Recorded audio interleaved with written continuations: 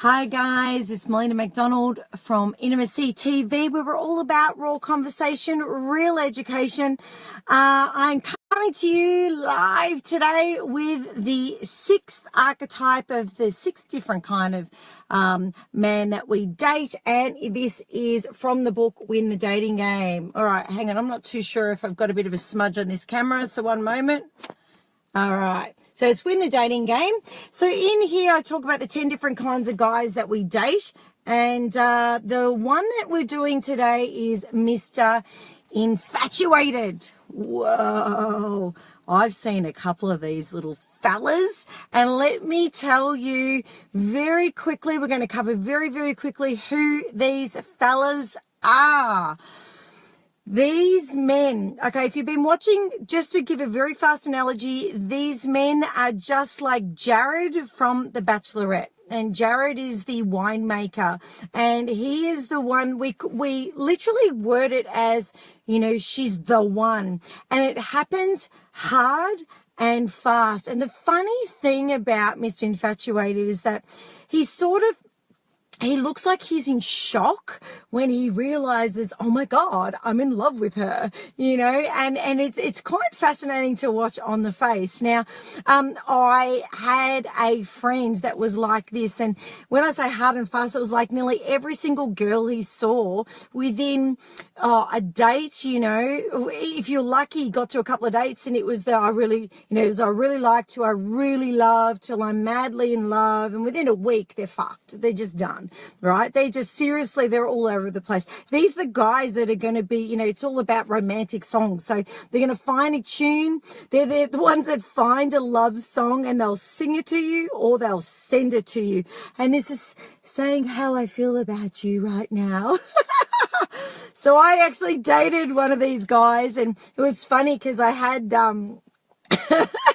I had this woman contact me and go, hi, my name is such and such, you know, I know that you were seeing such and such, and, you know, here's this, and this. I said, well, actually, I know who you are.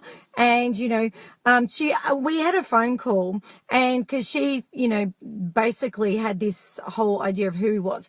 So we actually sat down, and I had a couple of phone calls with her, and she asked me why I stopped dating this guy. And that's because for me, I knew straight away, you know, what was going on. So this guy, we had 5 dates in 10 days. And I was just like, far out, Brussels sprout. This is getting pretty intense. And let me explain to you how it went.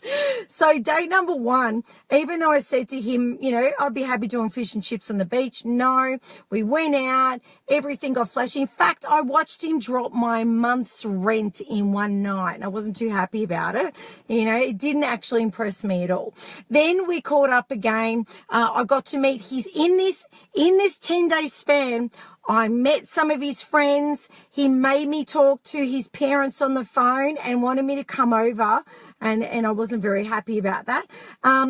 We even stayed in the city one night with friends that had a 2-bedroom apartment in there for the weekend, and we ended up crashing there. So in 10 days, I've met friends, I've spoken to family.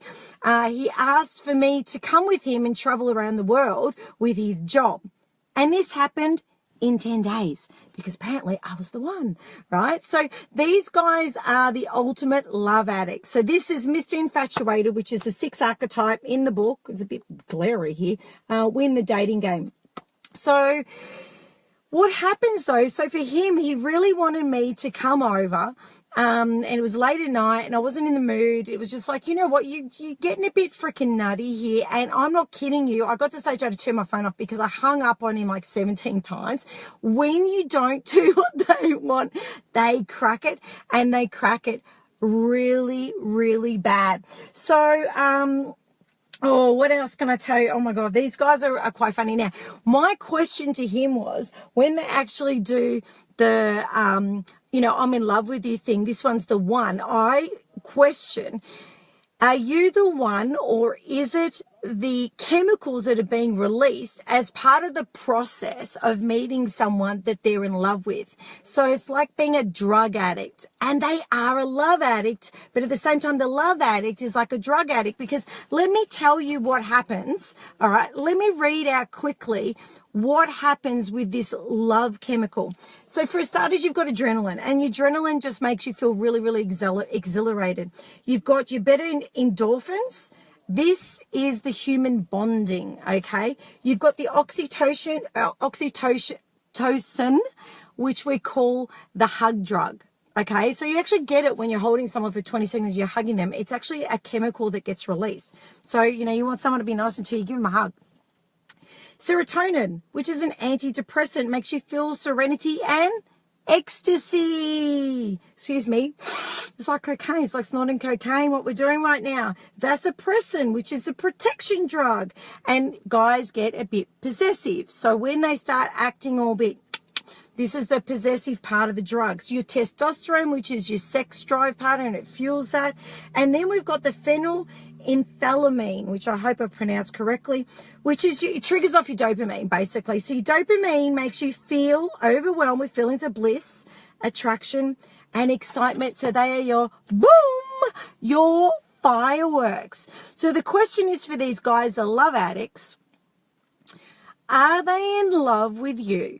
Or is it the cocaine snort of a bunch of drugs that they've had, all the love drugs that they're actually really more into? So, you know, they're very, very interesting. They're definitely going to be focused on you, okay? And they want you. They want you freaking at any cost. And the thing is that these guys you're going to find typically circling and hovering around particular kinds of people. So you're going to find them in the tantric area. You're going to find them in the BDSM sort of industry, you know, the sort of, yeah, the field and the area. You're going to find that, because the reality is, you know, because they're going to, you know, they want you long term. You are the perfect target. So if you'll find that a lot of people that are in these circles are looking for something. Okay, because when you're doing things like BDSM and whatnot, you're bringing yourself to a heightened state. So you're taking another form of a drug. So they're definitely going to go for you. And if you happen to be a partner who has a lower self-esteem, it's going to feel pretty amazing when someone comes to you and they're a love drug, you know, they've got the love drug happening, and they want you, just you, all of you, and they will do anything for you kind of behavior. Here's the reality though. You are always going to have to compromise when it comes to these guys, okay? They like it their way. And this is part of the infatuation.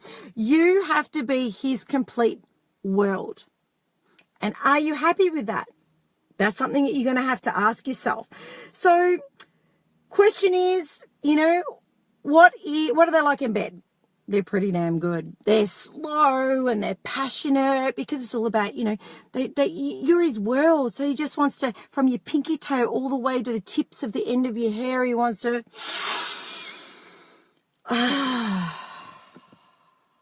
snort you up. Oh, excuse me for a moment. They are super passionate in the bedroom. The sex is going to blow your mind. It's really, really good. What's a perfect partner? The perfect partner is that person, as I said, who is willing to compromise. They're the ones that you're never going to get sick of his compliments, because there's going to be plenty of them. You know, be prepared to be put up on the pedestal. In fact, I think I married one of these guys, my first hubby. He used to, I'd say he'd put me on a pedestal and he'd lick in between my toes. And after a while, for me, it got a bit much. It's not part of my personality. So I actually find that I'm able to identify who is Mr. Infatuated, and I get them out very, very quickly out of my life.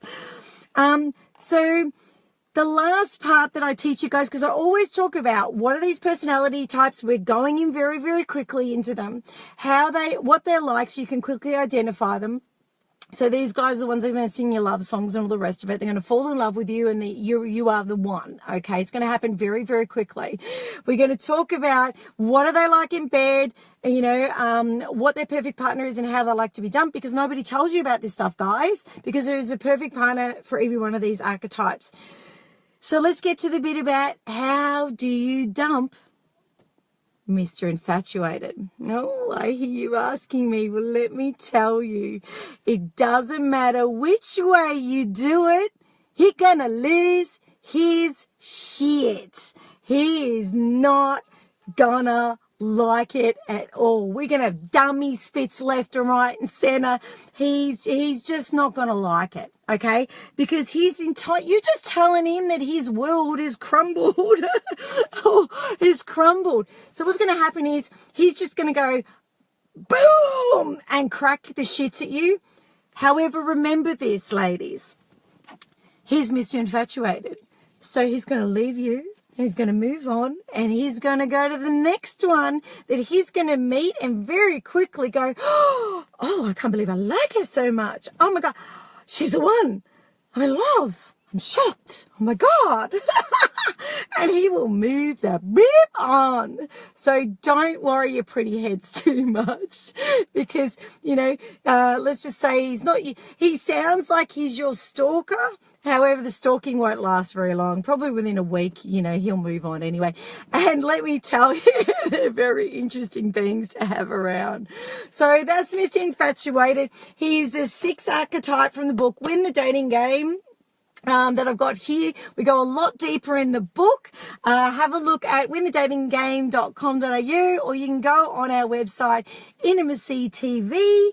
Now you're going to ask me, who am I doing tomorrow? Oh my God, it's my favorite. The Sexual Conqueror. Woo!